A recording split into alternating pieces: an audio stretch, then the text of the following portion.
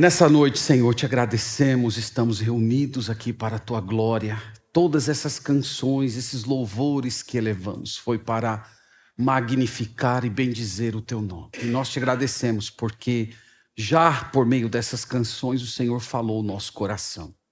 Mas agora, Senhor, nós pedimos que de um modo particular, especial, intenso, o Senhor venha a nós por meio da Sagrada Escritura. Nós sabemos que é por meio da palavra que nós ouvimos a tua voz, Senhor, de maneira forte, poderosa e transformadora.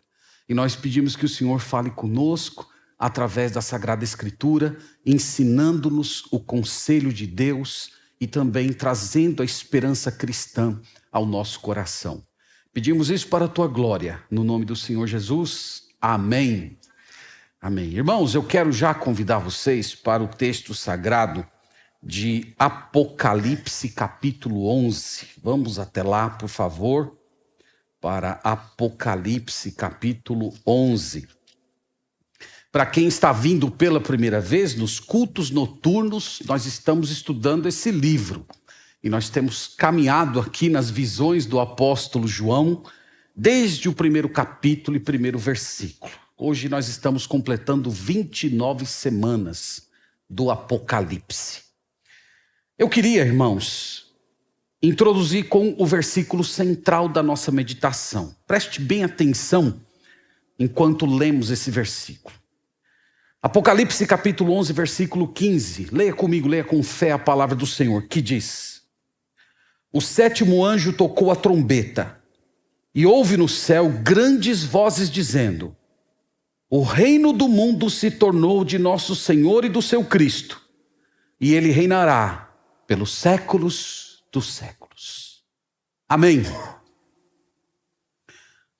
Imagine que você seja um crente que vive ali pelos idos do final do primeiro século, na região da Ásia Menor, que você é um dos membros daquelas igrejas que são mencionadas no livro de Apocalipse. Éfeso, Esmirna, Pérgamo, Tiatira, Sardes, Laodiceia. Vamos colocar como se nós fôssemos membros da igreja de Éfeso, porque Éfeso na época era pastoreada por João, que escreveu esse livro. Então imagina que você é daquela igreja e você é uma pessoa comum, seja lá um camponês, uma camponesa, e depois de prestar o seu trabalho, realizar o seu serviço, você recebe o seu pagamento. E o seu pagamento é uma pequena moedinha de prata. E quando você olha para aquela moedinha, você vê gravada a figura de um homem. Ele está com uma postura firme, imperial, cercada de louros, e você imediatamente reconhece aquela figura.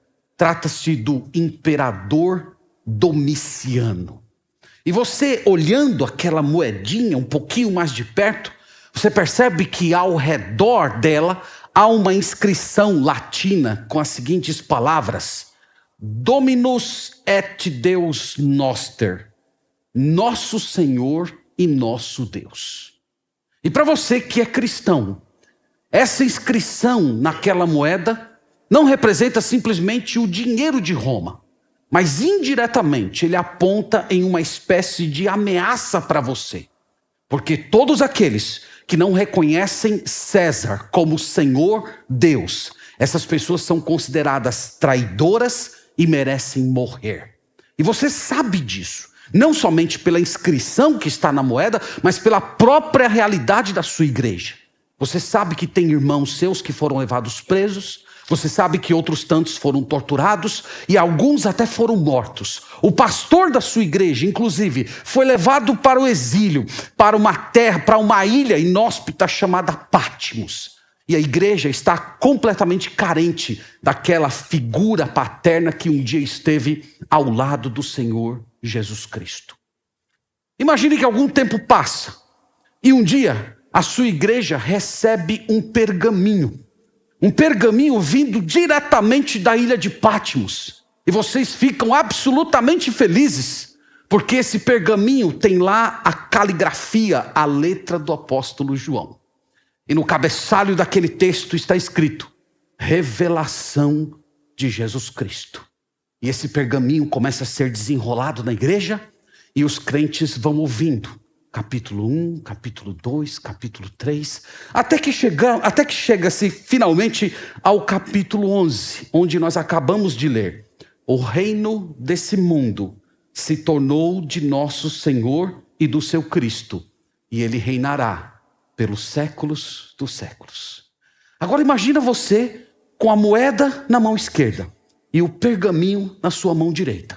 Na moeda diz que César é o rei, que César é Deus, que César é o Senhor.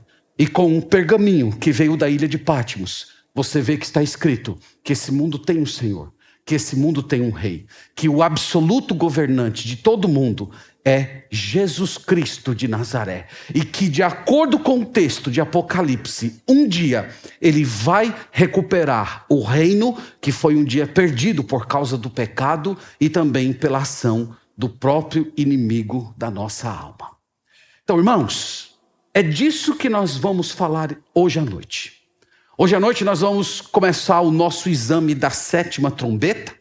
E os irmãos vão perceber que à medida que consideramos aqui esses versículos de perto, os irmãos vão notar junto comigo que nós temos a proclamação do reino do Senhor Jesus Cristo. O usurpador, aquele que um dia tomou o reino das mãos do Rei Supremo, ele será derrotado e o nosso Deus recuperará o controle sobre tudo e sobre todos. Então, esses versículos que nós vamos ver hoje à noite, irmãos, eles marcam uma virada no livro de Apocalipse. Vocês vão perceber que eles marcam uma forte transição. Até aqui o Senhor Jesus Cristo veio castigando esse mundo. Mas agora o Senhor Jesus Cristo é anunciado como aquele que está tomando posse da realidade para reinar pelos séculos dos séculos. Então nós vamos olhar hoje um pouco mais de perto essas verdades. Irmãos, foi um grande desafio para mim preparar esse sermão durante a semana. Eu vou compartilhar com vocês aqui a minha luta e a minha angústia. Eu comecei com o projeto de trabalhar com os irmãos do versículo 14 ao 19. Então eu comecei durante a semana aqui vai ser um bom parágrafo, vou conseguir cobrir uma boa quantidade de assuntos. Depois eu comecei a escrever, comecei a estudar, e aí eu resolvi baixar para o versículo 17. Percebi que até o 19 era muita coisa. E aí eu vou até o versículo 17, e depois até o versículo 17 não vai dar. Nós vamos ver só o versículo 14 e o versículo 15. São dois versículos, irmãos, absolutamente ricos. Os irmãos vão perceber que o que está sendo afirmado nesses dois versículos possui ecos em diversas passagens da Bíblia, e é por isso que nós vamos olhá-lo um pouco mais de perto e vamos perceber como esse versículo ele se conecta com Gênesis, ele se conecta com outras passagens, e eu espero que os irmãos sejam tão abençoados quanto eu fui enquanto estudei essa passagem durante a semana. Eu separei os dois versículos, na verdade eu resumi os dois versículos em duas palavrinhas. A primeira palavrinha para o versículo 14 é transição. E a palavrinha para o versículo 15 é proclamação. Então, no versículo 14, nós vamos ver que João apresenta uma espécie de transição, na qual ele está saindo daquele interlúdio para a 7ª trombeta, preparando a gente para finalmente chegar no versículo 15, quando nós temos a proclamação, o anúncio de Jesus como o Rei de todo o universo. Então é isso que nós vamos fazer hoje, se o Senhor assim nos permitir. Logo depois celebraremos a ceia do Senhor. A ceia do Senhor não poderia estar em um melhor lugar do que depois de falar da proclamação do reinado do Senhor Jesus Cristo. Então, irmãos, vamos ler versículo 14. A palavra de Deus diz assim: passou o segundo ai, eis que sem demora vem o terceiro ai. Para quem acompanhou a última pregação, nós falamos a respeito das duas testemunhas. Nós vimos o ministério desses dois homens e nós mostramos para os irmãos que ele se dará na cidade de Jerusalém e eles terão um papel fundamental na conversão dos judeus. Nós vimos isso no versículo 13. Naquela hora houve grande terremoto e ruiu a 10ª parte da cidade. Essa cidade aqui é a cidade de Jerusalém, está muito claro isso no contexto. E morreram nesse terremoto 7.000 pessoas, ao passo que as outras ficaram sobremodo aterrorizadas e deram glória ao Deus do céu. Então esse texto é um texto que fala da conversão de judeus. Durante o período da tribulação, haverá uma restauração da nação de Israel. Eles vão novamente chorar e se curvar diante daquele que um dia eles traspassaram. Então nós falamos a respeito do ministério desses dois homens. Será um ofício marcado por pregação e poder. De um lado eles vão proclamar o evangelho enquanto realizam milagres sobrenaturais semelhantes àqueles que ocorreram durante o ministério de Moisés e de Elias. Nós destacamos também que o anticristo se levantará contra esses dois homens. Na verdade, o anticristo irá matá-los. Os seus corpos ficarão expostos nas ruas de Jerusalém durante 3 dias, em um tipo de espetáculo macabro, enquanto o mundo inteiro está festejando a morte das duas testemunhas. Mas depois de 3 dias, o Senhor vai vindicá-los, isto é, o Senhor irá ressuscitá-los, arrebatá-los para o céu, destruir uma parte da cidade de Jerusalém, como um símbolo de que aqueles homens eram justos e dignos diante do Senhor. Então, depois de acontecer todos esses eventos, nós temos essa informação que acabamos de ler no verso 14. Passou o segundo ai. Eis que sem demora vem o terceiro ai. Para recolocar os irmãos aqui na nossa narrativa profética, vamos lembrar rapidamente o primeiro e o segundo ai. Os irmãos podem olhar comigo no capítulo 8, volte aí um pouquinho. No capítulo 8, no versículo 13, veja a menção aqui de 3 ais. Capítulo 8, versículo 13, nós lemos assim: Então vi e ouvi uma águia que, voando pelo meio do céu, dizia em grande voz: Ai, ai, ai dos que moram na terra, por causa das vozes da trombeta dos 3 anjos que ainda têm de tocar. Então aqui nós temos o anúncio de 3 ais. São 3 trombetas, são 3 julgamentos, e eles correspondem à 5ª, à 6ª e à 7ª trombeta. No capítulo 9, do verso 1 ao verso 12, nós estudamos essa porção. Nós temos o soar da 5ª trombeta. Não sei quantos lembram disso, mas a Bíblia fala que no soar da 5ª trombeta haverá uma invasão de demônios desse mundo. Demônios terríveis irão atacar as pessoas serão torturadas por esses demônios, e a Bíblia diz que Deus vai recolher a morte. Esse dia, a Bíblia ensina que as pessoas vão tentar tirar a vida, as pessoas vão tentar se suicidar, mas elas não vão conseguir tirar a sua própria vida, porque o Senhor vai recolher a morte. É como se o Senhor quisesse que as pessoas que estão aqui nesse mundo experimentassem um pequeno sinal do que será o inferno, porque no inferno as pessoas irão sofrer e elas não terão como extinguir a própria vida. Então a 5ª trombeta, ela é um prelúdio do inferno, as pessoas sendo torturadas por demônios terríveis sem a possibilidade de morrer. Eu até ilustrei aqui uma pessoa, por exemplo, pegando uma arma, dando um tiro na própria cabeça, a cabeça dessa pessoa esbagaçando, mas mesmo assim ela não morre, ela continua agonizando. Essa é a 5ª trombeta e esse é o primeiro ai anunciado. No capítulo 9, a partir do versículo 13, nós temos o segundo ai. E esse aqui é muito pior do que o primeiro. A Bíblia diz que o abismo vai se abrir e cerca de 200 milhões de demônios sairão do abismo e irão assassinar milhões de pessoas. Então é essa a descrição que nós temos, e esse é o segundo ai. Quando, irmãos, nós chegamos no capítulo 10, versículo 7, nós temos aqui o anúncio da 7ª trombeta. Veja comigo aí, por favor. Capítulo 10, versículo 7, aqui eu estou apenas recolocando os irmãos no contexto. Mas nos dias da voz do 7º anjo, quando ele estiver para tocar a trombeta, cumprir-se-á então o mistério de Deus, segundo ele anunciou aos seus servos, os profetas.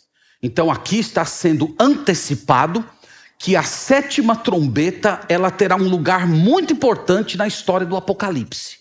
Porque no momento em que ela for soada, o texto diz que o mistério de Deus, aquele mistério que foi anunciado pelos seus profetas, finalmente será proclamado. Agora a pergunta que fica é: que mistério é esse? Que mistério que ao longo do Antigo Testamento vem sendo anunciado pelos lábios dos profetas? A resposta é o reino de Deus aqui na terra. O Senhor Jesus, quando esteve nesse mundo, ele nos ensinou a orar: venha o teu reino, que o Senhor venha governar. Havia uma oração que estava presente nos lábios dos cristãos primitivos, resumida em uma única palavra: Maranata. Ora vem, Senhor Jesus. Então esse clamor, essa oração, essa expectativa tem feito parte da vida e do coração do povo de Deus. E aqui está sendo anunciado no capítulo 10, versículo 7, que quando a sétima trombeta for soada, o reino de Deus será proclamado. Então é isso que nós temos, irmãos, até aqui. Um detalhe muito importante, eu quero explicar isso bem para os irmãos ao longo da pregação, é que a sétima trombeta, ela é tocada, ela é soada aqui no capítulo 11, versículo 15, conforme veremos, mas os seus efeitos vão até o capítulo 20, quando finalmente o reino de Deus é estabelecido. Portanto, tudo que nós vamos estudar, irmãos, daqui para frente, está embutido na sétima trombeta. Nós vamos ver visões na terra, visões no céu, nós vamos ver as 7 taças, que são os últimos julgamentos do Apocalipse, nós vamos ver a batalha do Armagedon, nós vamos ver a segunda vinda do Senhor Jesus e o julgamento terrível que vai cair sobre todos os rebeldes, o anticristo e o falso profeta. Tudo isso, irmãos, está embutido nesse versículo 15 do capítulo 11, na sétima trombeta. Outra coisa que eu tenho falado aqui para os irmãos, e eu disse que a minha fé é que ao final do Apocalipse, todo mundo saberá isso de cor salteado, é que dos capítulos 6 até o capítulo 19, eles compreendem aquele período que nós chamamos de tribulação. E esse período, como está aqui no livro de Apocalipse, segue uma sequência bem lógica. Eu falei que são 3 movimentos, com quantos atos? 7 atos. Quais são os 3 movimentos? Os selos, as trombetas e as taças. E nós falamos que cada um desses movimentos tem 7 atos. Portanto, são 7 selos, 7 trombetas e 7 taças. Eu falei que esses julgamentos, embora sejam distintos, eles estão todos conectados. Tudo começa no capítulo 5, quando o Senhor Jesus recebe o pergaminho da mão do Pai. E ele começa a quebrar os selos. E nós temos visto que cada um dos selos dá origem a um julgamento de Deus. Cada selo serve como uma forma de Deus ferir a terra e ferir também os homens rebeldes. Nós vimos que quando chegamos no 7º selo, o 7º selo dá origem às 7 trombetas. E agora que nós estamos chegando na 7ª trombeta, nós veremos que a 7ª trombeta vai dar origem às 7 taças. Então, são 3 tipos de julgamentos diferentes, mas todos eles estão interligados. Uma outra coisa que eu falei também, que é muito importante, que entre o 6º e o 7º ato, sempre há um interlúdio. Então, há um intervalo entre o 6º e o 7º selo, há um intervalo entre a 6ª e a 7ª trombeta, e mais para frente nós vamos ver o intervalo entre a 6ª e a 7ª taça. Vocês estão lembrados disso? Eu espero que sim, viu? Logo, logo eu vou ficar ali na portaria da igreja, pedindo para vocês me dizerem essa estrutura aqui completa. Então, meus irmãos, nós vamos hoje fechando o interlúdio aqui, a preparação, a transição, nós vamos observar finalmente a proclamação do versículo 15. Vamos ler mais uma vez o versículo 15. Poderia postar aqui, por gentileza, para nós lermos todos juntos o versículo 15. Esse versículo, irmãos, ele é tão importante na Bíblia, no Apocalipse, que vale a pena lermos juntos. Vamos lá? O sétimo anjo tocou a trombeta, e houve no céu grandes vozes dizendo: o reino do mundo se tornou de nosso Senhor e do seu Cristo, e ele reinará pelos séculos dos séculos. Amém. Esse versículo, irmãos, é muito rico. A sétima trombeta carrega pelo menos 2 elementos: coroação e julgamento. De um lado, o Senhor Jesus Cristo é proclamado como o rei desse mundo, e ao mesmo tempo, os ímpios enfrentarão a última sessão de juízos. Então esses 2 elementos estão acontecendo ao mesmo tempo na sétima trombeta. Só para os irmãos darem uma olhada, antecipando aqui para vocês, olha no capítulo 15, por exemplo, no versículo 1, veja que a sétima trombeta está associada às 7 taças. No versículo 1 do capítulo 15, nós lemos assim: vi no céu outro sinal grande e admirável, 7 anjos, tendo os 7 últimos flagelos, pois com estes se consumou a cólera de Deus. Então veja que a sétima trombeta vai dar origem aos 7 cálices, aos 7 flagelos. E o texto diz que esses últimos julgamentos, eles irão consumar a ira de Deus. O que isso significa? Que ao final dessa sessão de julgamentos, Deus terá feito justiça. Deus terá derramado toda a sua ira. Essa ira de Deus, irmãos, que ele vem contendo ao longo de milênios, depois dessas 3 sessões de julgamentos, ela finalmente irá cessar. Pois bem, volte comigo lá, por favor, para o versículo 15. Como eu disse aqui, há muita coisa para a gente observar. Irmãos, em primeiro lugar, o versículo mostra que quando a sétima trombeta é soada, ocorre uma comoção dos céus. Preste bem atenção nisso. O texto diz aqui que houve no céu grandes vozes. Então os irmãos devem tentar utilizar um pouquinho a imaginação e tentar aqui mentalizar aquele instrumento celestial sendo tocado. E imediatamente anjos, humanos glorificados, todos aqueles que estão nos céus, os remidos, os anjos, todos se juntando e começando a proclamar. Todos eles dizendo isso aqui como se fosse um coro, como nós tentamos fazer agora aqui na nossa leitura, todos juntos dizendo: o reino desse mundo se tornou do seu Senhor e do seu Cristo.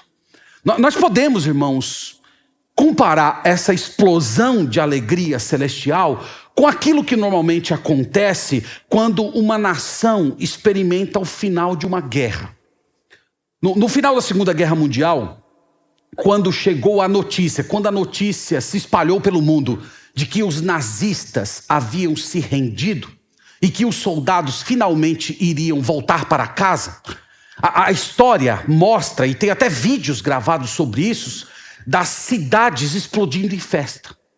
As pessoas correndo para a rua, as pessoas se abraçando, as pessoas alternando entre risos e lágrimas. A guerra acabou, a guerra acabou. Nós poderemos agora voltar para uma vida tranquila. O meu filho, que está lá no campo de batalha, ele finalmente vai voltar para casa. Eu vou poder cuidar novamente da minha família. Eu vou poder seguir a minha vida normalmente. Então, irmãos, esse quadro, ele representa, ainda que imperfeitamente, o que está acontecendo aqui em Apocalipse. Por que o céu entra em comoção? Ora, porque finalmente o Senhor Jesus Cristo vai reinar.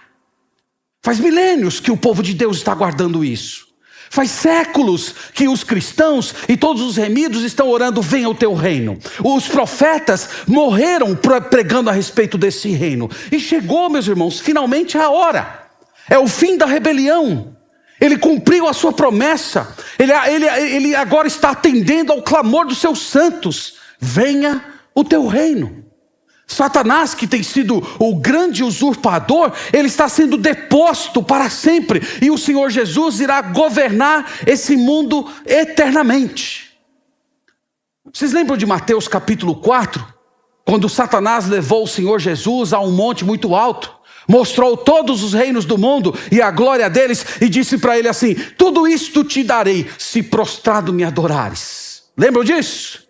Pois bem, agora chegou a hora do Senhor Jesus obter os reinos desse mundo. Só que aqui não é Satanás que oferece a ele. É ele, como supremo governante e legítimo herdeiro, que toma das mãos de Satanás. Então é isso que está acontecendo aqui. Há um detalhe, irmãos, muito interessante aqui no versículo 15. É o uso dessa palavra reino.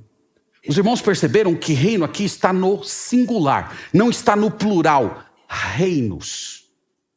O Espírito Santo foi muito preciso quando adotou esse tipo de linguagem.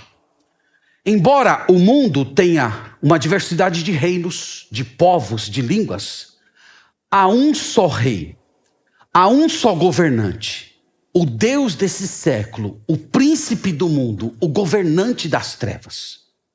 Há algumas passagens, irmãos, bíblicas que deixam muito claro que Satanás está governando o mundo. Só para mencionar uma delas, João capítulo 12, olhe comigo, por favor.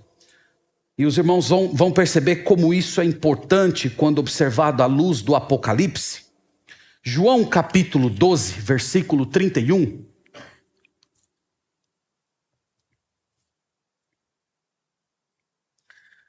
As palavras aqui são do nosso Senhor Jesus Cristo.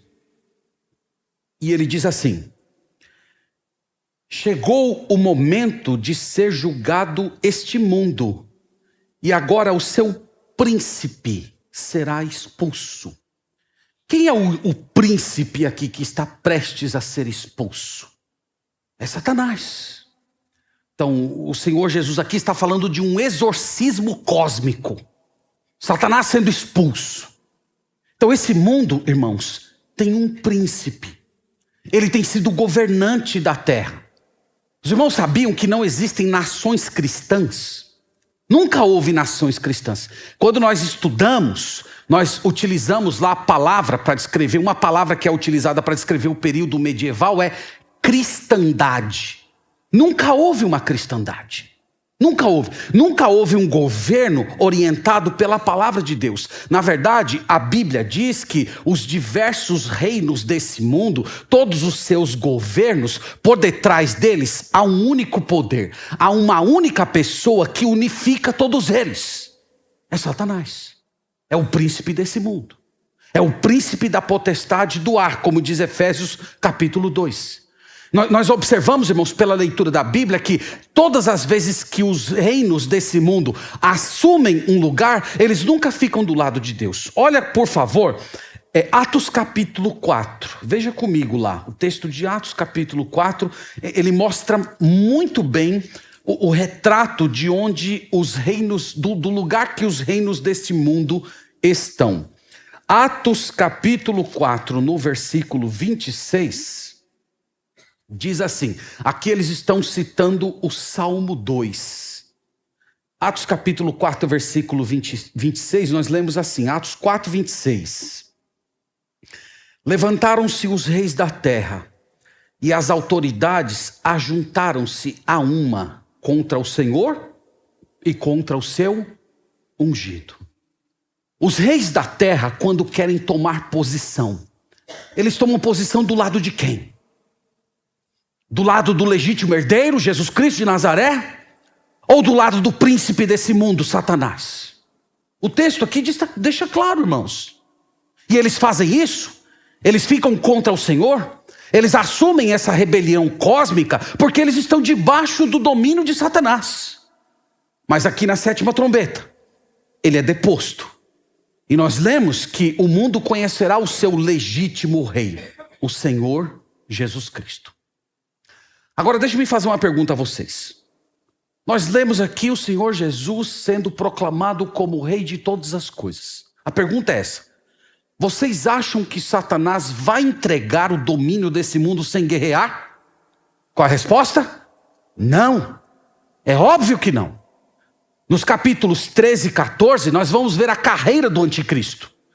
Nós vamos ver que ele vai unificar os reinos desse mundo.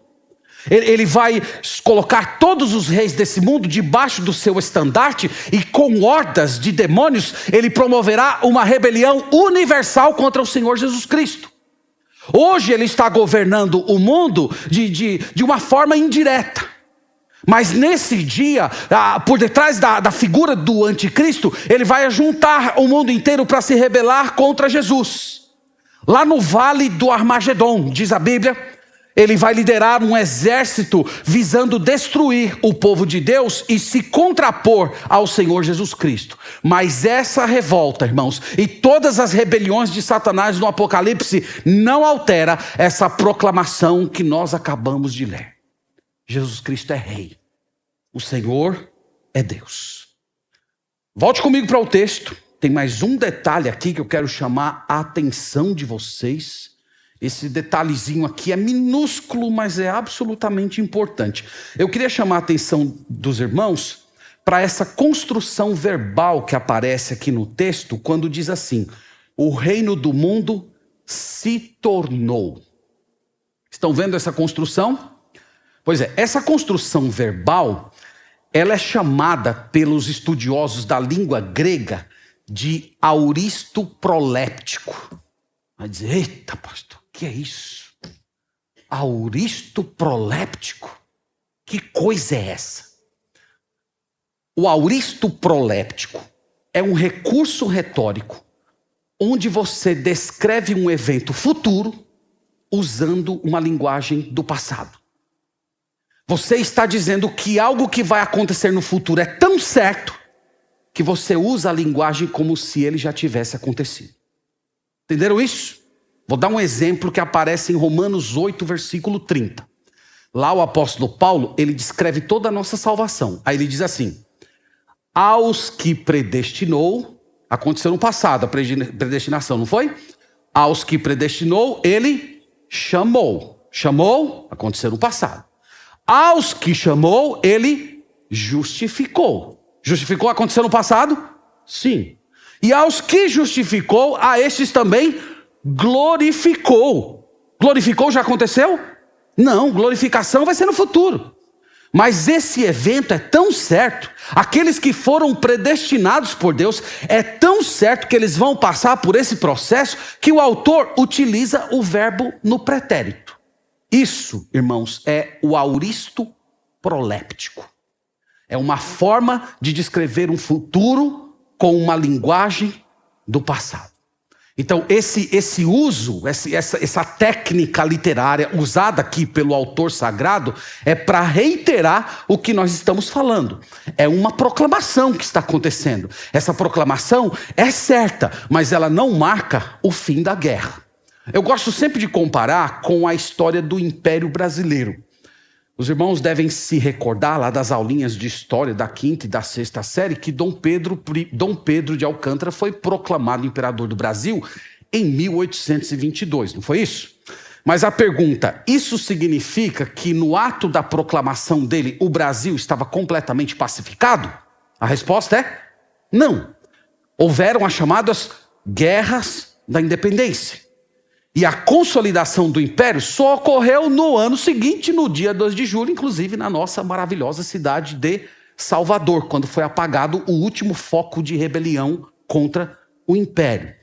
Então aqui, irmãos, por um lado, Pedro Alcântara de fato se tornou imperador do Brasil naquela coroação. Ele estava já governando, mas os seus inimigos ainda não haviam sido derrotados. É uma espécie de já, mas ainda não. É a mesma coisa que nós temos aqui. O Senhor Jesus é proclamado rei. Isso é verdadeiro, isso é irreversível. Mas ainda há muita oposição contra o seu governo. E ao longo dos capítulos nós iremos ver o Senhor Jesus lidando com esses focos de rebelião. Até que no capítulo 20 ele vem pessoalmente derrotar Satanás, o anticristo e os seus exércitos. Então é isso que nós iremos ver aqui à medida que caminhamos. Tem um outro ponto, irmãos, que eu quero voltar. Volte comigo lá para o texto novamente. Eu quero mostrar mais um ponto aqui absolutamente importante para o nosso conhecimento. Eu quero que os irmãos percebam essa palavrinha reino. O reino do mundo se tornou de nosso Senhor e do seu Cristo, e ele reinará pelos séculos dos séculos. Eu quero dizer para os irmãos que esse tema, reino de Deus, é um assunto que atravessa toda a Bíblia. Às vezes os crentes têm dificuldade em reconhecer qual é a conexão que existe entre os diversos livros da Bíblia. Às vezes os crentes eles têm a falsa sensação de que os livros eles não se comunicam, eles são livros completamente diferentes. Isso, irmãos, não é verdade. Conquanto os livros têm as suas particularidades, o seu estilo literário, há um tema que atravessa toda a Bíblia. E esse tema tem a ver com o reino de Deus. Gênesis começa com Deus reinando em um jardim. E o Apocalipse 22 termina com Deus reinando no novo céus e na nova terra. E ao longo da história bíblica, nós vemos esse reino sendo perdido. Em Gênesis capítulo 3 ele é perdido, mas ele também vem sendo proclamado. E depois o Senhor Jesus vem trazer o reino espiritual. E depois nós temos a proclamação do reino temporal, que é essa que nós estamos vendo aqui. Só para dar um exemplo bíblico para os irmãos, olhe comigo Lucas capítulo 1, só para os irmãos perceberem a importância desse tema bíblico, o reino de Deus. Lucas capítulo 1, versículo 31.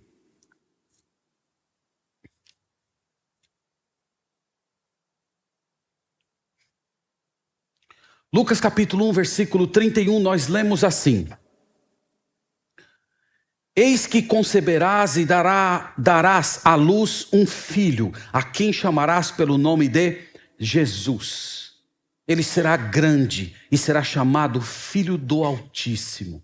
Deus, o Senhor, lhe dará o trono de Davi seu pai.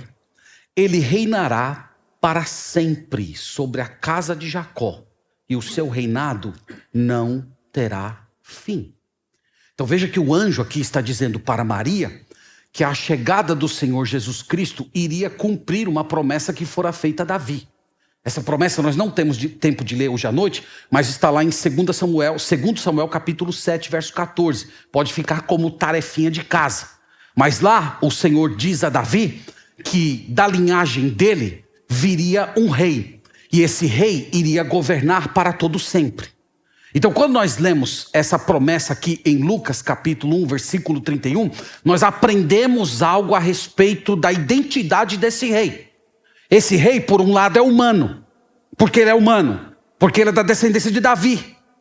Por outro lado, esse rei é Deus. E por que ele é Deus? Porque ele vai reinar para todo o sempre. Ele vai ter um reino que nunca... E em Apocalipse, nós percebemos o cumprimento disso. Quando nós lemos lá o texto dizendo, chegou a hora, agora os reinos desse mundo serão entregues ao seu Senhor e ao seu Cristo. Nós estamos vendo a plenitude do cumprimento dessa promessa que foi feita um dia à mãe humana do Senhor Jesus Cristo. De que ela ia gerar um filho. E esse filho governaria por todo o século. Irmãos, essa expectativa de que haveria um rei eterno, de que um dia Deus viria a esse mundo, governar esse mundo aqui, essa promessa, ela é encontrada em todos os homens piedosos do Antigo Testamento. Na verdade, toda a literatura veterotestamentária fala a respeito de um Messias, de um rei que traria paz, santidade e vida eterna. Nós temos muitos textos no Antigo Testamento, eu não tenho tempo de examinar todos, nós poderíamos ficar horas falando deles, mas eu escolhi apenas 2. O primeiro está em Daniel capítulo 2. Vamos olhar em Daniel capítulo 2, eu quero que os irmãos percebam como o texto de Daniel se conecta a essa passagem que nós estamos lendo aqui em Apocalipse. Daniel capítulo 2. Olha comigo aqui no livro do profeta Daniel, no capítulo 2, no versículo 31. Aqui, irmãos, é uma visão que o Senhor deu a um rei pagão, um homem chamado Nabucodonosor. É muito intrigante o fato de que o Senhor resolveu revelar os reinos futuros para um rei pagão. E no capítulo 2, versículo 31, nós lemos assim: Tu, ó rei, estavas vendo E eis que uma grande estátua, esta que era imensa e de extraordinário esplendor, estava em pé diante de ti, e a sua aparência era terrível. A cabeça era de fino ouro, o peito e os braços de prata, o ventre e os quadris de bronze, as pernas de ferro, os pés em parte ferro, em parte barro. Quando estavas olhando, uma pedra foi cortada sem o auxílio de mãos, e feriu a estátua nos pés, de ferro e de barro, e os esmiuçou. E aí, irmãos, o que nós lemos aqui? O texto sagrado está falando que Nabucodonosor teve a visão de uma estátua. Cada parte dessa estátua representa um reino. A cabeça era o Império Babilônico, o peito é o Império Medo-Persa. E por aí ele vai descrevendo cada um desses reinos. Eu não tenho tempo para mostrar isso para os irmãos. Mas o ponto que nos interessa aqui é o que vai acontecer. O texto diz que uma pedra, ela foi cortada sem o auxílio de mãos. E ela vem e bate naquela estátua. E quando ela atinge aquela imagem, imediatamente toda aquela estátua que representa os reinos do mundo são esmiuçados. O que isso significa? Vocês viram comigo aqui no versículo 34. Nós vimos, isso aqui é uma declaração de que o Senhor Jesus vai esmagar todos os reinos desse mundo. Ele vai vir e a chegada dele vai colocar fim a todos os reinos dessa terra. Ele será o rei por excelência. Os irmãos podem olhar, por exemplo, no versículo 44, quando nós lemos assim: mas nos dias destes reis, o Senhor do céu suscitará um reino que não será jamais destruído. Este reino não passará a outro povo. Esmiuçará e consumirá todos esses reinos. Mas ele mesmo subsistirá para sempre. Que reino é esse que Daniel está vendo? Daniel está vendo o reino de Deus. Daniel está dizendo que um dia o reino de Deus invadirá esse mundo.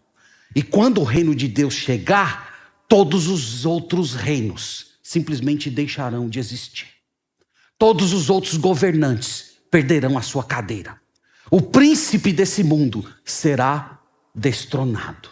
Então, irmãos, essa é a grande promessa do Antigo Testamento. E em Apocalipse, capítulo 11, versículo 14, nós estamos finalmente vendo a proclamação de tudo isso que foi prometido a Daniel, Ezequiel e os grandes profetas da palavra de Deus. Volte lá, por favor, para Apocalipse 11, versículo 15, porque tem mais um detalhe aqui que eu quero chamar a atenção dos irmãos. Olha essa expressão que fala a respeito de dois reis. Veja só, o texto diz assim: o reino do mundo se tornou de nosso Senhor e do seu Cristo. Vocês estão percebendo que são dois reis? Nós temos o Senhor, que seria aqui a figura de quem? De Deus Pai, e do seu Cristo. Então aqui o texto está falando de dois governantes, o Pai e o Filho. Então a pergunta é, como é que vai funcionar essa dinâmica? Como é que vai ser? O Senhor Jesus, ele tem forma humana. Não tem forma humana? Ele tem forma humana até hoje. Ele tem um corpo glorificado.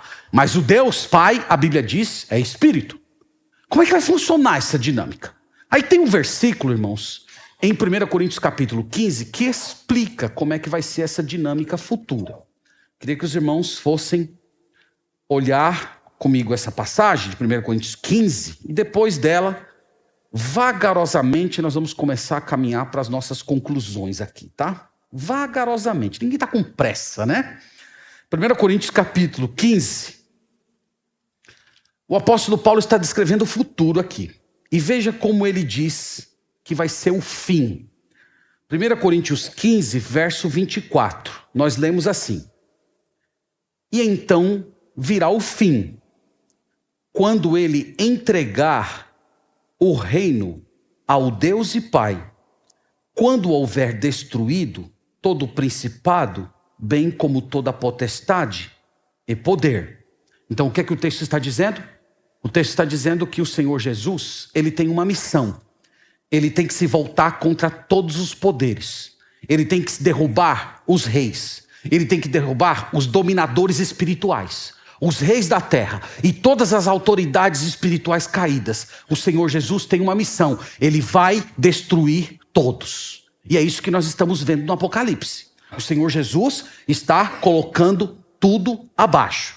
No versículo 26, mostra que ele tem um inimigo poderosíssimo para lidar ainda.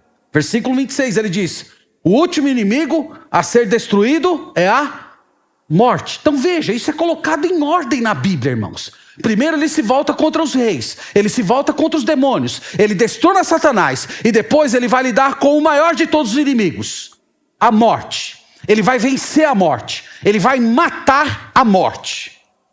E depois que isso acontecer, o que ele vai fazer? Olha o versículo 28. Quando, porém, todas as coisas lhe estiverem sujeitas, então o próprio Filho também se sujeitará àquele que todas as coisas lhe sujeitou, para que Deus seja tudo em todos. Não é lindo isso, irmãos? É maravilhoso. Então o Senhor Jesus vence tudo. E depois ele chega para o Pai e diz: Pai, está aqui. A missão que eu recebi do Senhor eu estou cumprindo. Tudo que eu prometi ao Senhor que eu iria fazer, eu estou fazendo. Agora, Senhor, reina. Reina. Reina soberanamente sobre tudo e sobre todos. Aqui, irmãos, é o fim do fim. Aqui, como eu disse para vocês, é a história do reino de Deus. Eu fico muito emocionado quando eu vejo essas verdades, irmãos. Toda a Bíblia é a história do reino de Deus. O Senhor é o Criador de todas as coisas. Com a sua palavra, Ele fez um universo belíssimo. E depois, com as suas mãos divinas, Ele esculpiu do barro o homem e soprou nele a sua própria vida. A partir de então, o ser humano se tornou alma vivente, um ente todo especial, que carregava em si a semente do divino. E o Senhor o colocou numa posição privilegiada. O Senhor fez dele o co-regente do seu reino. E esse homem deveria representar Deus aqui na terra. Ele deveria governar esse mundo com bondade e sabedoria, desenvolvendo todas as potencialidades da criação, enquanto ele se deleitava em uma comunhão diária com o Criador de todas as coisas. Mas um dia, apareceu o usurpador, o príncipe, um ser que há pouco tempo havia sido expulso do céu, porque conspirou contra o Rei Supremo. E ele fez promessas mentirosas aos nossos pais. Ele disse a eles que eles poderiam ser iguais a Deus, que eles deveriam romper com o Rei dos Reis e assumirem a independência da própria vida, se tornarem reis da própria vida e governantes desse mundo sem o Senhor. E infelizmente os nossos pais creram nessa mentira. Eles se rebelaram contra Deus.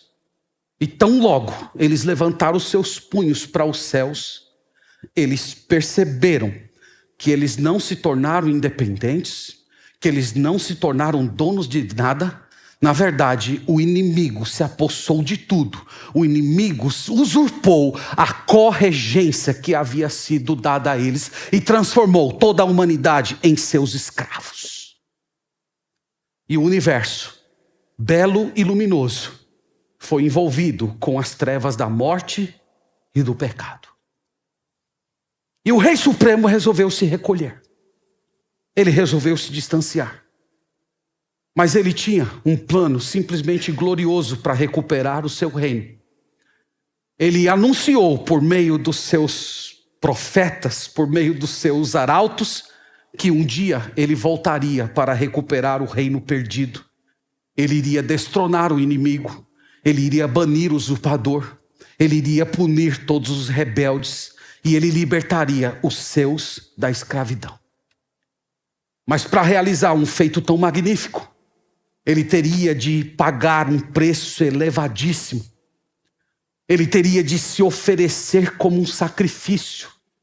porque o seu sangue era o único pagamento possível. Somente a sua morte poderia trazer vida para um mundo que foi tocado pela morte. E durante milênios, os seus súditos estão aguardando esse dia. Até que finalmente, ele vem a esse mundo, ele nasceu de uma mulher, ele viveu uma vida santa, ele teve 2 embates com o usurpador. O primeiro aconteceu no deserto, quando ele, do alto da sua fragilidade, depois de 40 dias de jejum, disse: arreda, Satanás. E ele deu um golpe fatal no nosso inimigo da cruz. Ele desarmou o nosso inimigo e todos os seus demônios e deu o primeiro golpe na morte. E agora, meus irmãos, em Apocalipse, finalmente, o seu reino é proclamado. Todos os inimigos serão banidos. A Satanás, a morte, o pecado, os incrédulos e os demônios. E ele reinará para sempre em um universo renovado. E nós seremos co-regentes com ele. Essa, meus irmãos, é a história do reino de Deus. É a história do reino de Deus, de Gênesis a Apocalipse. Próxima semana, com o auxílio do Senhor, nós vamos dar continuidade nessa narrativa profética, aprendendo um pouco mais sobre esse processo glorioso que está envolto na proclamação de Jesus como Rei desse mundo. Tem algumas lições aqui, irmãos, para meditar com vocês, para trazer a nossa reflexão, e depois nós vamos orar. Nós aprendemos em Apocalipse que atualmente esse mundo tem um rei. Nós vivemos em um mundo que está sendo governado pelo usurpador. E ele escraviza todos os seus súditos com engano, sedução e medo. E os seus tentáculos atravessam a cultura, a educação, a política e o entretenimento. Esse ser, ele molda as mentalidades. Ele chama as trevas de luz. A mentira de verdade. E quando nós aprendemos isso, irmãos, nós devemos tomar como lição para a nossa vida que nós não devemos depositar a nossa esperança nesse mundo. Nós não devemos confiar em instituições, nós não devemos confiar em governos, nós não devemos confiar em pessoas, porque todos os poderes, em alguma medida, uns mais e outros menos, mas todos servem a Satanás. Isso muda completamente a nossa forma de encarar a realidade. Nós não podemos viver fiados em instituições. Nós não podemos viver confiando em homens, porque de trás de todos os poderes, a figura do maligno está governando cada um deles. A Bíblia diz, irmãos, que nós temos que viver como cidadãos de outro reino. Filipenses capítulo 3, versículo 20 diz isso. Que a nossa cidadania está nos céus. Nós somos embaixadores. Nós somos, irmãos, pessoas que estão vivendo em um território que foi temporariamente ocupado pelo maligno. Nós somos os legítimos herdeiros ao lado de Jesus. Nós somos co-herdeiros com ele do novo céus e na nova terra. Mas por enquanto, esse mundo está sendo ocupado pelo inimigo. E nós somos cidadãos de um reino que está vindo. Um reino que em breve vai irromper nessa realidade e ele vai tomar o controle da terra. E se nós vivemos, irmãos, em um mundo assim, nós precisamos de discernimento espiritual. Nós não podemos, por exemplo, beber da cultura sem passar pelo filtro da palavra de Deus. Nós não podemos absorver as ideologias do mundo como simplesmente fossem neutras. Na verdade, nós vivemos em um campo de batalha.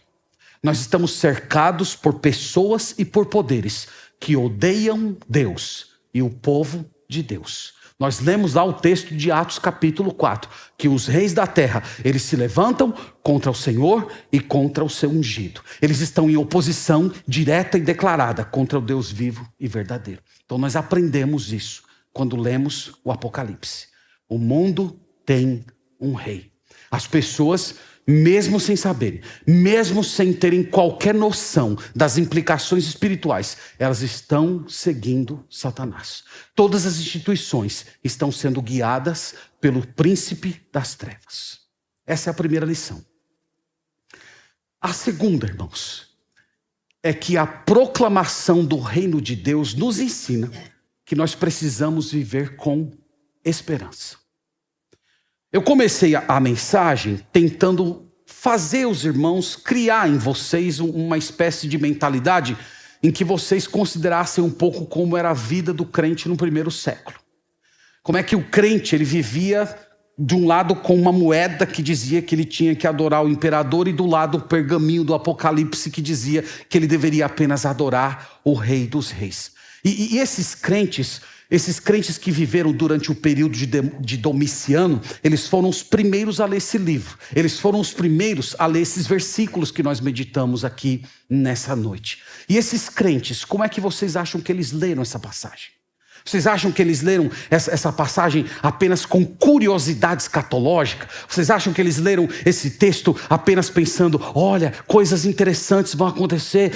Eu não sei se é pré-tribulacionismo ou pós-tribulacionismo, ou se é o mesotribulacionismo. Vocês acham que eles leram o texto desse jeito? Não. Sabe como eles leram? O mal não vai vencer. As lágrimas, as fraquezas, o envelhecimento, a morte não se constituem no último capítulo da nossa história. Hoje nós aprendemos que o domínio do usurpador é temporário, que a sua rebelião está com os dias contados, que mais um pouco de tempo esse mundo conhecerá o seu verdadeiro rei. E esses irmãos primitivos, quando leram essa mensagem, o coração deles transbordaram de esperança. E eu espero que o Espírito Santo faça isso acontecer no seu coração essa noite. Que ao se lembrar de todas as batalhas, de todas as lutas, de todas as tribulações, de todos os conflitos interiores, você pode olhar para essa passagem hoje e lembrar, o reino de Deus está prestes a ser consumado. Nós temos esperança. Nós sabemos o que vai acontecer no futuro. Nós sabemos que o sofrimento do mundo, ele não pode ser comparado com a glória que há de ser revelada em nós. E enquanto, meus irmãos, esse reino não se manifesta, o Senhor Jesus nos deu o seu Espírito como sendo nosso companheiro nesse mundo devastado pelo pecado. Nós somos os súditos do Rei e o Rei nos concedeu o seu Espírito. Nós carregamos o Espírito do Rei no nosso coração. Nós não temos muito essa ideia, porque nós não temos um país ligado à monarquia, mas quando um filho de um monarca nasce, muito mais do que deixar uma herança de um império para o seu filho, um bom rei, ele quer que aquele garoto tenha o espírito de um rei. Ele tem a estrutura interior de um monarca, que ele entenda o que significa aquela posição, que ele conheça, que ele tenha o caráter, a moralidade, o comportamento digno da posição que ele está. Irmãos, nós carregamos o Espírito do Rei. E o Espírito do Rei está agindo em nós hoje. Ele acalma as nossas emoções, ele nutre a nossa alma, ele nos conforta nas tribulações. Vamos, meus irmãos, buscar uma vida de santidade para nós perseverarmos. Vamos buscar a plenitude do Espírito Santo, vivendo uma vida consagrada a Deus, para que essa esperança que o Apocalipse está colocando para nós, ela venha nos inspirar, ela venha nos mover, nos encher de alegria. Por fim, eu queria trazer uma palavra para você que está lutando contra o pecado, ou contra um tipo de pecado específico. O pecado milita de todas as formas para se sentar no trono do seu coração e governar a sua vida. Mas lembre-se, o trono da sua existência já está ocupado. O Senhor Jesus Cristo já foi entronizado em sua vida. Ele já está reinando na sua alma. O reino de Deus já te conquistou. Você é súdito do Rei. Então, quando as trevas, quando o mal, quando os maus pensamentos, quando os impulsos pecaminosos, quando a escuridão do mal quiser envolver você, é hora de lutar. É hora de mortificar. É hora de praticar a santidade enquanto o mundo se entrega à corrupção. É hora de falar a verdade, enquanto o mundo vive e se entrega à mentira. É hora de entregar amor, enquanto o mundo está vivendo ódio. É hora de perdoar, enquanto o mundo quer vingança. Não se entregue, não se renda. Cada batalha contra o pecado é um ato de lealdade ao Rei. Nós temos que viver dessa maneira, irmãos. E nós temos que lutar como vencedores, porque maior é aquele que está em nós do que aquele que está no mundo. Que Deus, portanto, nos abençoe essa noite. E que essa promessa de que Ele reinará pelos séculos dos séculos nos fortaleça hoje para continuarmos nas nossas muitas batalhas desse mundo. Amém. Deus nos abençoe. Vamos orar ao Senhor nesse momento. Deus santo e verdadeiro, te agradecemos muito, Senhor, por lermos a Tua palavra, por meditarmos nesse texto tão glorioso. É maravilhoso, Senhor, saber que nós estamos do lado do Rei vencedor. É maravilhoso saber, Senhor, que esse mundo governado por Satanás, que essa estrutura de poder tem data para cair. É maravilhoso saber, Senhor, que um dia pessoalmente o Senhor vai destronar o mal e reinar e nos fazer corregentes ao Teu lado. Muito obrigado por isso, Senhor. Hoje nós pedimos que o nosso coração seja cheio de esperança. Nós não queremos ler esses textos, Pai, apenas para satisfazer curiosidade escatológica. Nós queremos sentir a doçura, o poder, o vigor que estão por detrás dessas palavras.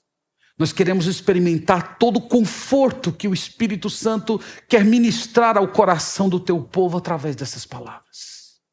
Ajude-nos, Senhor. Abra os nossos olhos. Ajude-nos a viver como súditos do Rei. Ajude-nos a lutar as batalhas espirituais como leais representantes do Rei verdadeiro, do legítimo herdeiro.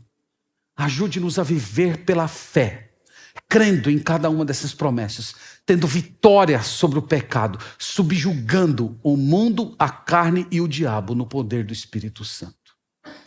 Nós pedimos tudo isso para a Tua glória, para o Teu louvor, no nome do Senhor Jesus. Amém.